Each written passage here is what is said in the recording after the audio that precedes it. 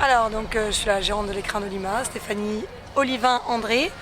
L'étape du Grand Régional, c'est une étape qui correspond à 6 concours dans l'année au niveau Lorraine sur des cavaliers amateurs pro en CSO et qui ont à chaque fois des compétitions de haut de gamme pour parcourir ce challenge lorrain.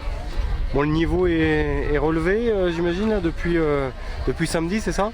Alors on a bien sûr les plus grands compétiteurs pro de la région qui se retrouvent sur ces différentes étapes du championnat régional. Malheureusement, on peut se plaindre sur ce concours de ne pas avoir rassemblé assez de ces cavaliers pro et c'est bien dommage. En tout cas, ceux qui auront bien décidé de venir auprès de nous auront mérité un beau soleil et des pistes toujours aussi belles et confortables sur notre site. 300 cavaliers étaient attendus, donc vous êtes à combien ce week-end? On attendait surtout 700 cavaliers, on est à 500 cavaliers. On a malheureusement subi un concours avec beaucoup de pluie l'an passé, qui nous a donné des désagréments au niveau de l'organisation et du coup cette année on est à 480. Déjà une belle manifestation mais qui est toujours aussi lourde à porter au niveau de l'organisation. Pour conclure, quelle exigence il faut pour vraiment réussir ce genre de saut d'obstacle là? Alors il faut beaucoup de travail avec son cheval pour pouvoir l'emmener à ce niveau-là, une grande rigueur et surtout un éternel amour du cheval. On a vu que c'était pas toujours facile, hein. Il y avait des chevaux qui refusaient de sauter les obstacles. Voilà, il faut être très humble quand on fait de l'équitation de saut d'obstacle.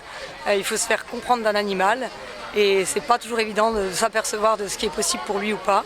C'est d'ailleurs pour ça que notre club fait de l'équitation éthologique depuis maintenant 10 ans et qu'il apprend au cavalier dans un premier temps à bien observer et comprendre son cheval pour pouvoir l'utiliser et l'optimiser dans la compétition.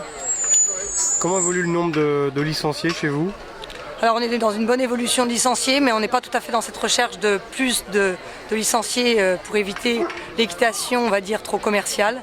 On est surtout dans une recherche de bien-être, respect individu et animal.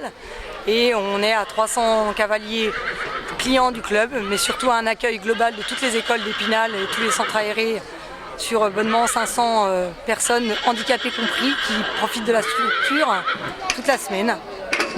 Donc on a une équitation pour tous et via le bien-être humain et équin.